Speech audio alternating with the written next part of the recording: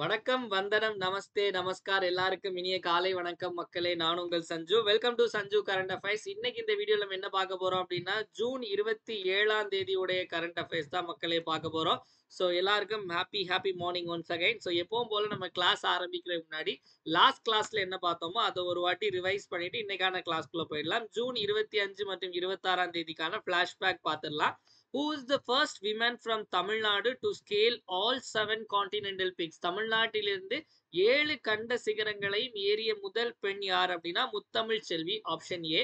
அடுத்த கேள்வி, which is India's third fully literate state? இந்தியாவின் மூன்றாவது முழு கல்வியறிவு பெற்ற மாநிலம் எது அப்படின்னா திரிபுரா. Option B. அடுத்த கேள்வி, which ministry launched the Navya initiative? எந்த அமைச்சகம் நவ்யா திட்டத்தை தொடங்கியது அப்படின்னா விமன் அண்ட் சைல்ட் டெவலப்மெண்ட்டும் ஸ்கில் டெவலப்மெண்ட்டும் சேர்ந்து பண்றாங்க. ஓகேவா? அடுத்த கேள்வி, which state announce OBC status for trans community? திருநங்கை சமூகத்திற்கு ஓபிசி அந்தஸ்தை அறிவித்த மாநிலம் வந்து அஸ்ஸாம். Option A. அடுத்த கேள்வி, when was the JCB prize for literature established? இலக்கியத்திற்கான ஜேசிபி பரிசு எப்போது நிறுவப்பட்டது? 2018. Option C. What is the rank of India in SDG index 2025? 2025ஆம் ஆண்டுக்கான நிலையான வளர்ச்சி இலக்கு குறியீட்டில் இந்தியாவின் தரவரிசை வந்து 99. அடுத்தது, who is the author of the book history that India ignored? India புறக்கணித்த வரலாறு என்ற புத்தகத்தின் ஆசிரியர் பிரேம் பிரகாஷ். Option B. அடுத்த கேள்வி, கான்ஸ்டிடியூஷன் மர்டர் டே, அரசியலமைப்பு படுகொலை தினம் எப்போது அனுசரிக்கப்படுகிறது அப்படின்னு பாத்தீங்க அப்படின்னா ஜூன் 25. ஸோ இப்போ இன்னைக்கான கரண்ட் அஃபேர்ஸ்குள்ள போயிடலாம் மக்களே. அதுக்கு முன்னாடி குரூப் ஒன்கான மெயின்ஸ் டெஸ்ட் பேட்ச் உடைய ஓரியன்டேஷன் ஜூலை 2ஆம் தேதி ஆரம்பிக்க போகுது. ஓரியன்டேஷன் வந்து இந்த வாட்டி குரூப் ஒன் எக்ஸாம்ல பிலிம்ஸ் மெயின்ஸ் இன்டர்வியூ கிளியர் பண்ணி போஸ்டிங் ஜாயின் பண்ண போற ஒருத்தங்க தான் வந்து உங்களுக்கு ஓரியன்டேஷன் எடுக்க போறாங்க. ஸோ உங்களுக்கு என்னென்ன புக்கு படிக்கணும், எப்படி உங்களுக்கு ஸ்ட்ராட்டஜைஸ் பண்ணணும், எப்படி நோட்ஸ் மேக் பண்ணணும், இது எல்லாமே வந்து டீட்டெயிலா ஓரியன்டேஷன்ல சொல்லுவாங்க. இந்த டெஸ்ட் பேட்ச்ல மொத்தம் 25 டெஸ்ட் இருக்கும். 1-on-1 ரிவ்யூ இருக்கும். ஆன்சர் பிடிஎஃப்பும் உங்களுக்கு கொடுத்துருவோம். உங்களுக்கு கைடன்ஸ் அப்பப்போ குரூப் ஒன் ஆஃபீஸர்ஸ் வந்து பண்ணுவாங்க. இங்கிலீஷ் அண்ட் தமிழ் மீடியம் எல்லாத்துலயும் இருக்கும். இது எல்லாத்தையும் தாண்டி முதல்ல இன்னொரு விஷயம், இது ஒன்லி ஃபார் சீரியஸ் ஆஸ்பிரண்ட்ஸ் மட்டுமே. ஸோ இதுல வந்து பிகினர்ஸா இருக்கேன் சார், நான் வந்து முதல்ல நான் வந்து எனக்கு பிலிம்ஸ் வந்து எனக்கு கிளியர் ஆகுமான்னு தெரியல, நான் ஜாயின் பண்ணலாமான்னா நீங்க ஆன்சர் ரைட்டிங் ப்ராக்டிஸ் பண்றதுக்கு தாராளமா நீங்க ஜாயின் பண்ணிக்கலாம். ஸோ இதுல வந்து லிமிடெட் சீட்ஸ் தான் இருக்கு. ஜாயின் பண்றவங்க சீக்கிரமா ஜாயின் பண்ணிக்கங்க. 9445275642 அப்படிங்கிற இந்த நம்பருக்கு 9999 ஜிபே அல்லது போன்பே பண்ணிட்டு இதே நம்பருக்கு வாட்ஸ்அப்ல ஸ்கிரீன்ஷாட் அனுப்பி நீங்க ஜாயின் பண்ணிக்கலாம் மக்களே. ஸோ இப்போ நம்ம கிளாஸ்க்குள்ள போயிடலாம். முதல்ல நேஷனல் நியூஸ். ஸோ நேஷனல் நியூஸ்ல முதல்ல பட்டாம்பூச்சி பத்திய செய்திகள் தான் பார்க்க போறோம். So where was India's first butterfly sanctuary located inaugurated? இந்தியாவின் முதல் பட்டாம்பூச்சி சரணாலயம் எங்கு திறக்கப்பட்டது? இது எங்க இருக்கு அப்படின்னா வந்து நமக்கு கேரளால ஆராளம் ஆராளம் பட்டாம்பூச்சி சரணாலயம். ஸோ ஆராளம் பட்டாம்பூச்சி சரணாலயம் தான் இந்தியாவுடைய முதல் பட்டாம்பூச்சி சரணாலயம். ஓகேவா? ஸோ இப்போ நமக்கு பட்டாம்பூச்சி சரணாலயம் பார்த்தாச்சு. இதை தாண்டி சில விஷயங்கள் ஒரு 5 மாநிலங்கள், அந்த 5 மாநிலங்களுடைய மாநில பட்டாம்பூச்சியை உங்களுக்கு சொல்றேன், அதை நோட் பண்ணிக்கோங்க. ஏன்னா கேள்விகள் அந்த மாதிரி தான் வரும். இப்போ ஒவ்வொரு மாநிலங்களுக்குன்னு பாத்தீங்க அப்படின்னா மாநில விலங்கு ஸ்டேட் அனிமல் இருக்கும், ஸ்டேட் ஃபிளவர்ன்னு இருக்கும். சில மாநிலங்கள் மட்டும் மாநில பட்டாம்பூச்சியும் வச்சிருக்காங்க. எல்லா மாநிலங்களுக்கும் கிடையாது. ஓகே, சில மாநிலங்கள் இருக்கு. ஸோ என்னென்ன அப்படிங்கறத சொல்றேன், நோட் பண்ணிக்கோங்க மக்களே. முதல்ல வந்து நம்ம தமிழ்நாடு. ஸோ தமிழ்நாட்டினுடைய மாநில பட்டாம்பூச்சியுடைய பெயர் வந்து தமிழ் மறவன். தமிழ் மறவன். ஓகேவா? ஸோ இங்கிலீஷ்ல ஏமன் எழுதும், தமிழ்ல வந்து தமிழ் மறவன் பட்டாம்பூச்சி. ஓகேவா? அதற்கு அடுத்து பாத்தீங்க அப்படின்னா கேரளா. ஸோ தமிழ்ல தமிழ் இருக்கு, கேரளால என்ன மலபார். ஓகேவா? ஸோ மலபார் பேண்டட் பீகாக் அப்படிங்கிறது வந்து அந்த பட்டாம்பூச்சியுடைய பெயர். பீகாக்னு நினைச்சிடாதீங்க. ஓகேவா? மயில் இல்ல, அது வந்து இந்த பட்டாம்பூச்சியுடைய பெயர். ஓகேவா? ஸோ அதற்கு அடுத்தது பாத்தீங்க அப்படின்னா மகாராஷ்டிரா. ஸோ மகாராஷ்டிரால பொறுத்த வரைக்கும் ப்ளூ மார்மான். ஸோ ப்ளூ மார்மான் அப்படிங்கிறது வந்து மகாராஷ்டிராவுடைய பட்டாம்பூச்சியுடைய பெயர், மாநில பட்டாம்பூச்சி. சிக்கிமுடைய மாநில பட்டாம்பூச்சியுடைய பெயர் வந்து பசங்களுக்கு எல்லாம் டியூக் பைக் நிறைய பேருக்கு பிடிக்கும். ஸோ ப்ளூ டியூக், ப்ளூ கலர்ல டியூக் கிடையாது, இது ப்ளூ டியூக். ஓகேவா? ஸோ அதுக்கு அடுத்து பாத்தீங்க அப்படின்னா அருணாச்சல் பிரதேசம். அருணாச்சல் பிரதேசத்துல பாத்தீங்க அப்படின்னா கைசர் ஐ ஹிந்த் அப்படிங்கிறது வந்து அங்க உள்ள மாநில பட்டாம்பூச்சி. ஓகேவா? இந்த 5 உங்களுக்கு எக்ஸாம்ல வந்து ஒரு பட்டாம்பூச்சி பத்தி கேள்வி எழுப்புறதா இருந்தா இந்த 5 தாண்டி வேற எதுக்கு வரதுக்கு வாய்ப்புகள் மிக மிக குறைவு. ஈஸியா வந்து நீங்க எலிமினேட் பண்ணி போட்டுக்கலாம். ஓகேவா? ஸோ அது மட்டும் இல்லாம பீகார்ல இன்னொரு முக்கியமான நியூஸ் என்ன அப்படின்னா பீகார்ல முதல்ல ஒரு நியூக்ளியர் பவர் பிளான்ட் வந்து இன்ஸ்டால் பண்ண போறாங்க. ஓகேவா? அது வந்து அமைக்க போறாங்க. மத்திய அரசுல இருந்து சொல்லியிருக்காங்க. பீகாருக்கு கண்டிப்பா பண்ணிதான் ஆகணும். ஏன்னா வந்து நிதிஷ்குமார் ஆதரவு இல்லைன்னா வந்து மோடி பிரதமரே கிடையாது. ஸோ அதனால பீகாருக்கு வந்து எல்லாத்துலயுமே வந்து எல்லா திட்டங்கள்லயும் அவங்களுக்கு வந்து நிறைய கொடுத்துக்கிட்டே தான் இருப்பாங்க. ஸோ பீகார்ல நியூக்ளியர் பவர் பிளான்ட் வரப்போகுது. ஓகேவா? ஸோ அடுத்தது பாத்தீங்க அப்படின்னா who is the first Indian to enter International Space Station ISS சர்வதேச விண்வெளி நிலையத்திற்குள் நுழைந்த முதல் இந்தியர் யார் அப்படின்னா சுபான்சு சுக்லா. இது நம்ம முன்னாடியே நம்ம நியூஸ்ல பார்த்திருக்கோம். இப்படி போறாங்கன்னு சொன்னோம். இப்போ போயிட்டாங்க. ஓகேவா? அதாவது நாசா நாசாவுடைய ஆக்சியம் அப்படின்னு ஒரு மிஷன், ஆக்சியம் 4 அப்படிங்கிற ஒரு திட்டம். ஓகேவா? அந்த ஆக்சியம் 4 திட்டத்தின்படி ஜூன் 25ஆம் தேதி, என்னைக்கு? ஜூன் 25 முந்தா நேத்து கென்னடி ஸ்பேஸ் சென்டர்னு ஒண்ணு இருக்கு. கென்னடி ஸ்பேஸ் சென்டர் எங்க இருக்கு அப்படின்னா அமெரிக்கால புளோரிடா மாகாணத்துல இருக்கு. அங்க இருந்து டைரக்டா கிளம்பி பஸ் எங்க போயிருக்கு அப்படின்னா பஸ் இல்ல இதுல. ஓகேவா? So ISS international space station போயிருக்காங்க. இதனுடைய பைலட், அதாவது சுபான்சு சுக்லா வந்து இந்த மிஷனுடைய பைலட். ஓகேவா? ஸோ இதன் மூலமா வந்து போய் ரீச் ஆயிட்டாங்க. வீடியோலாம் கூட வந்துச்சு. அங்க ஜூஸ் குடிக்கிற மாதிரிலாம் கிட்டத்தட்ட 14 நாள் அங்க இருப்பாங்க அப்படிங்கிற மாதிரி சொல்றாங்க. ஸோ இந்த இந்த மிஷன் வந்து பாத்தீங்க அப்படின்னா இந்த மிஷன்ல வந்து இந்தியர் ஒருத்தர் போயிருக்காரு. அது மட்டும் இல்லாம என்ன பெருமை அப்படின்னா சர்வதேச விண்வெளி நிலையத்திற்கு போன முதல் இந்தியர் இவர்தான், சுபான்சு சுக்லா. உத்தரப்பிரதேஷ் லக்னோவை சேர்ந்தவர் சுபான்சு சுக்லா. ஓகேவா? சோ நிறைய பேருக்கு இன்னொரு டவுட் இருக்கு. அப்ப ராகேஷ் சர்மா வந்து ஸ்பேஸ்க்கு போனார். ஓகேவா? ராகேஷ் சர்மா வந்து 1984ல ரஷ்யா சார்பா போனார். 1984ல ரஷ்யா சார்பா போனாரு. அவர் ஸ்பேஸ் போனாரு. அதாவது அது வந்து ஸ்பேஸ், இது இன்டர்நேஷனல் ஸ்பேஸ் ஸ்டேஷனுக்கு போயிருக்காரு. ஓகேவா? ரெண்டுத்துக்கும் வித்தியாசம் இருக்கு. அது விண்வெளி, இது சர்வதேச விண்வெளி நிலையத்துக்கு போயிருக்காரு அப்படிங்கறத ஞாபகத்துல வச்சுக்கோங்க. ஓகேவா? சோ அதே மாதிரி வந்து இந்த 4 பேர் ஆப்ஷன்ல இருக்காங்கல்ல, இவங்க 4 பேரும் சேர்ந்துதான் ககன்யான் திட்டத்திற்கும் வந்து தேர்ந்தெடுக்கப்பட்டிருக்காங்க. ஆல்ரெடி நம்ம கரண்ட் அஃபேர்ஸ்ல இது எல்லாமே டிஸ்கஸ் பண்ணியிருக்கோம். அடுத்தது ஸோ நெக்ஸ்ட் வந்து where was the national conference of estimates committee health. தேசிய மதிப்பீட்டு குழுவின் மாநாடு எங்க நடைபெற்றது அப்படின்னா வந்து மும்பைல நடைபெற்றது. மும்பை எங்க இருக்கு?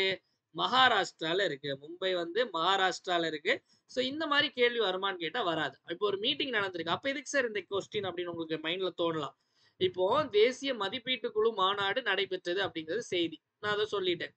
ஆனா கேள்வி வந்து இந்த கேள்வி வராது. இந்த மதிப்பீட்டு குழுவை பத்தி உங்களுக்கு பாலிட்டியில கேள்வியா வரும். இந்திய அரசியலமைப்புல கேள்வியா கேட்பாங்க. இந்த எஸ்டிமேட்ஸ் கமிட்டி முதல்ல எப்போ உருவாக்கப்பட்டது அப்படின்னா 1921 மக்களே. பிரிட்டிஷ்காரங்களால. அதுக்கடுத்து 1950ல இண்டிபெண்டன்ஸ்க்கு அப்புறம் ஜான் மாத்தாய்னு ஒருத்தர் உண்டு, கேள்விப்பட்டிருப்பீங்கன்னு நினைக்கிறேன். இந்தியாவுடைய முன்னாள் பினான்ஸ் மினிஸ்டர், நிதி அமைச்சர். அவருடைய பரிந்துரையின் அடிப்படையில் இந்த குழு வந்து உருவாக்கப்பட்டது. ஸோ இந்த குழுவில் பார்த்தீங்க அப்படின்னா எத்தனை பேர் இருப்பாங்க அப்படின்னா 30 உறுப்பினர்கள் இருப்பாங்க. 30 பேருமே வந்து மக்களவையில் உள்ளவங்க, லோக்சபால உள்ளவங்க தான் 30 பேருமே இருப்பாங்க. இதுக்கு யார் தலைவரா இருப்பாங்க அப்படிங்கறத வந்து மக்களவை சபாநாயகர் தான் முடிவெடுப்பாரு. நல்லா புரிஞ்சுக்கோங்க, சபாநாயகர் தலைவர் கிடையாது. சபாநாயகர் தான் வந்து தலைவர் யாருங்கிறத தேர்ந்தெடுப்பார். அதே மாதிரி இன்னொரு முக்கியமான விஷயம் வந்து இதுல வந்து இந்த குழுல வந்து அமைச்சர்களுக்கு இடம் கிடையாது, மினிஸ்டர்ஸ் இருக்க முடியாது. இந்த குழுவினுடைய பதவி காலம் வந்து 1 வருஷம். குழுவுடைய பதவி காலம் எவ்வளவு? 1 வருஷம் அப்படிங்கிற இந்த குழுவுடைய பதவி காலம் 1 இயர். ஓகேவா? இந்த 1921 1950 ஜான் மாத்தாய் 30 லோக்சபா சேர்மன் ஸ்பீக்கர் தேர்ந்தெடுப்பாங்க, மினிஸ்டர் கிடையாது 1 இயர். இதை தாண்டி கேள்வி வராது. ஓகேவா? சோ பாலிட்டியில எஸ்டிமேட்ஸ் மதிப்பீட்டு குழு பத்தி கேள்வி கேட்கணும்னா இதுதான் கேள்வியா வரும். ஓகேவா? அடுத்து போயிடலாம் மக்களே. So next where was the 25th central zonal council meeting, 25வது மத்திய மண்டல கவுன்சில் கூட்டம் இங்கு நடைபெற்றது. இந்த கூட்டமும் எங்க நடைபெற்றது அப்படின்னா வாரணாசியில் நடைபெற்றது. சோ வாரணாசி எங்க இருக்கு? யூபி. இது கேள்வியா வருமான்னு கேட்டா இது கேள்வியா வராது. ஓகேவா? அப்ப கேள்வி எதை பத்தி வரும் அப்படின்னா ஜோனல் கவுன்சில் பத்தி பாலிட்டியில கேட்கலாம். அதாவது மண்டல கவுன்சில் பத்தி நமக்கு இந்திய அரசியலமைப்புல கேள்வியா வரும். அப்போ ஜோனல் கவுன்சில் அப்படிங்கிறது முதல்ல எப்போ உருவாக்கப்பட்டது அப்படின்னு கேட்டா 1956. எதன் அடிப்படையில் உருவாக்கப்பட்டது அப்படின்னா state reorganisation committee, state reorganisation act, அதாவது மாநில மறுசீரமைப்பு சட்டம் 1956 அடிப்படையில 5 சோனல் கவுன்சில் உருவாக்கப்பட்டது. 5 சோனல் கவுன்சில்ல north, south, east, west, east, central, இந்த மாதிரி 5 சோனல் கவுன்சில் வந்து உருவாக்கப்பட்டது. ஓகேவா? ஸ்டேட் ரீஆர்கனைசேஷன் ஆக்ட் படி. ஓகேவா? இந்த மண்டல கவுன்சிலுக்கு வந்து யார் சேர்மேனா இருப்பாங்கிற கேள்வி ரொம்ப ஃபேமஸான கேள்வி. சேர்மேனா இருக்கிறது யார் அப்படின்னா தலைவரா இருக்கிறது வந்து மத்திய உள்துறை அமைச்சர் இப்போ அமித்ஷா. ஓகேவா? சோ ஹோம் மினிஸ்டர் தான் வந்து சோனல் கவுன்சிலுடைய ஹெட்டா இருப்பாங்க. அதுக்கப்புறம் பாத்தீங்க அப்படின்னா 1971ல 1971ல பாத்தீங்க அப்படின்னா நார்த் ஈஸ்ட் கவுன்சில் ஆக்ட்னு ஒண்ணு உருவாக்குனாங்க. அதாவது நமக்கு வந்து இந்த வடகிழக்கு மாநிலங்களுக்காக ஒரு சட்டம் உண்டாக்கி நார்த் ஈஸ்ட் சோனல் கவுன்சில்னு ஒண்ணு இப்ப இருக்கு. ஓகேவா?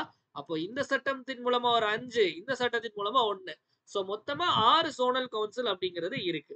சோ எதுக்காக அப்படின்னா இப்போ வந்து ஆக்சுவலி வந்து நமக்கு இந்த லாங்குவேஜ் இதெல்லாம் படி நிறைய இதை பிரிச்சிருக்காங்க. சோ பிரிக்கும் போது அதுக்கப்புறம் ஏன்னா பக்கத்துல மாநிலங்களோட சண்டை நடக்கலாம். இப்போ தமிழ்நாடு, கேரளா, தமிழ்நாடு, கர்நாடகா, தமிழ்நாடு, ஆந்திரா நிறைய பிரச்சனை, ஒரு தண்ணி பிரச்சனை தொடங்கி நிறைய பிரச்சனை இருக்கும். ஓகேவா? சோ அது எல்லாத்தையும் பேசி தீர்க்கிறதுக்கான ஒரு பப்ளிக் ஒரு ஒரு ஒரு ஒரு ஒரு கூட்டம். ஓகேவா? அதான் வந்து சோனல் கவுன்சில் அப்படிங்கிறது. சோ 1956ல ஜவஹர்லால் நேரு டைம்லயே பண்ணது. ஓகேவா? சோ அடுத்து போயிடலாமா? நெக்ஸ்ட். சோ நெக்ஸ்ட் விளையாட்டு செய்திகள் பார்த்திடலாம். விளையாட்டு செய்திகள்ல பாத்தீங்க அப்படின்னா who won the Ostrava golden spike 2025 2022ஆம் ஆண்டு ஆஸ்ட்ரவா கோல்டன் ஸ்பைக் கோப்பையை வென்றவர் யார் அப்படின்னா நீரஜ் சோப்ரா. இது வந்து நமக்கு ஜாவலின் த்ரோ ஈட்டி எறியது கோப்பை. இதுல வந்து எவ்வளவு தூரம் வீசியிருக்காரு அப்படின்னா 85.29 மீட்டர். ஓகேவா?